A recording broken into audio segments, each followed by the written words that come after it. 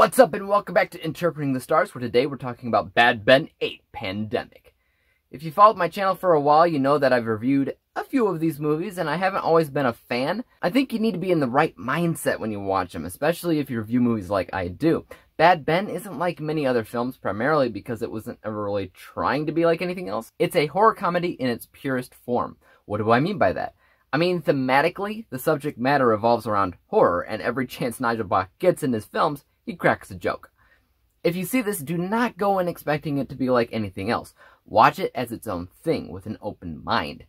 This was the first film in the series for me to actually be looking forward to, since for me, Bad Ben 7, The Haunted Highways, was such a nice surprise. So before you see the 8th film, even though it's not incredibly important to watch the others first, I exhort you to do just that. It'll give you a good idea of who Nigel's character Tom Riley really is. Let's get cracking. This review is brought to you by the word of the day, exhort, to incite by argument or advice, aka urge strongly. Bad Ben Pandemic takes Tom Riley to the world of the internet and Zoom meetings to offer his expert services amid a strange new world where people are stuck indoors and can't figure out what's happening around them. Tom Riley seeks to answer their questions on if their experiences are linked to the paranormal or the ongoing pandemic. Is that a ghost, or is it just another person who's infected?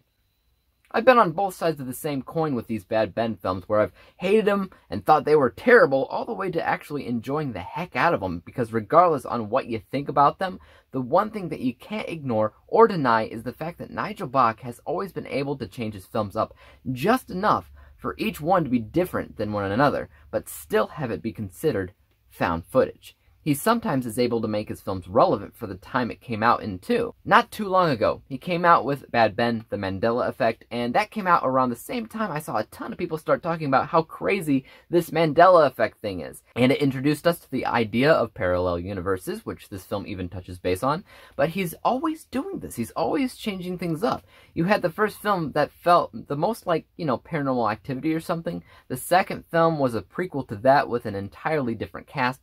The third film had a paranormal investigating team show up at the house to make a documentary there. The fourth film was The Mandela Effect, which I talked about. The fifth was The Crescent Moon Clown, which is probably my least favorite, but it was about an entirely different entity than Bad Ben himself. The sixth was The Way In, which brought Tom Riley back to the house to find out how this evil is coming into the house, and I had a fun time with the ending of that movie. The seventh film was The Haunted Highway, and that entire movie was filmed inside of Tom's car as he was like this Uber driver, and everybody that he picked up was mysteriously going back to that house that he's put in his past. And this is the 8th film, and it might be the most original in the entire pack. What we have here is a desktop horror, where a majority of the film takes place on a computer monitor. It's a horror anthology in the same breath as VHS or ABCs of Death franchises. It's an ensemble film because it's got a ton of video submissions by fans of the Bad Ben series claiming that they have, paranormal things haunting them and they need Tom's help. Most of the movie is just him reacting to their videos and trying to string it all together in a way that narratively makes sense as a movie. And it's one heck of a comedy, because after each of these video submissions, Tom usually cracks a ridiculous joke. One of them, you had a girl ask Tom if he thinks that she has a case. And he's like, "A case? Are you suing somebody?" And when something crazy happens, he closes out the video and he says, "Well, case closed." I can't do it justice, only Nigel can, but it is hilarious. I laughed harder watching this movie than any of the others in the entire franchise, and you gotta hand it to him, you really do. I wasn't there, so I can't say for certain, but it feels like Nigel Bach had something like 30 video submissions, all made independently, probably without a script, and Nigel had to edit it all together in such a way that made it look like he was talking to them through a Zoom meeting. Unfortunately, most people aren't smart enough to have long dramatic pauses so that they can act like they're reacting to Nigel saying something. So he has to cut away from the video and onto a video of himself talking or reacting, which means it stops looking like a Zoom meeting. And if you review movies like I do, you can always tell when you just pause a video submission and resume it later on after Nigel responds to them. It's just a technical thing that I kept noticing. Another thing that I kept noticing while watching is, because I've seen a lot of desktop horror specifically, I know one thing that really helps the editing process is voiceover work. You usually hear people talking while going through their computer. There was no voiceover work here. Whenever Nigel has to say something, it cuts away from the computer and shows him.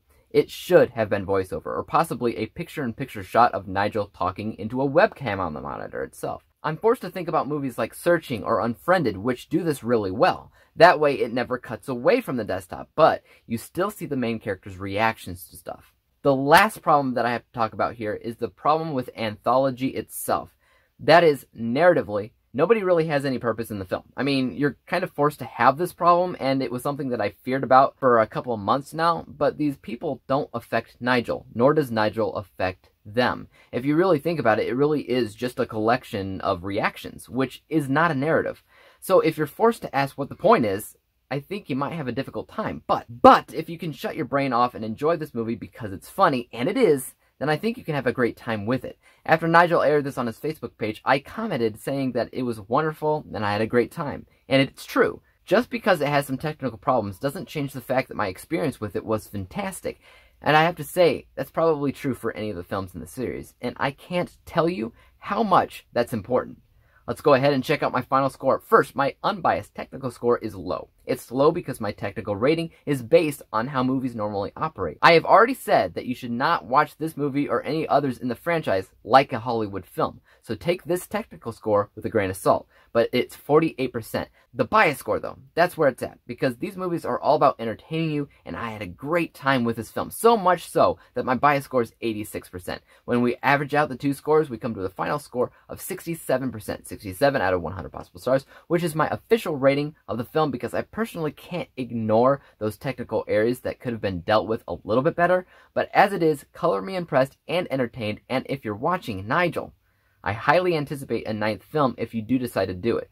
Guys, tell me your thoughts on this film in the comments down below if you've seen it, or if you've seen any of the Bad Ben films. As for YouTube, you guys know what to do. Hit the like button if you enjoyed this review, because there's always more like it coming out each and every single day. Hit the subscribe button and bell to be notified when I come out with my next review. And until then, peace out! Dave examines movies we just watch for fun. Davey is the expert. He is the #1 critic that I go to when I need a movie pick. Thanks for joining up with us.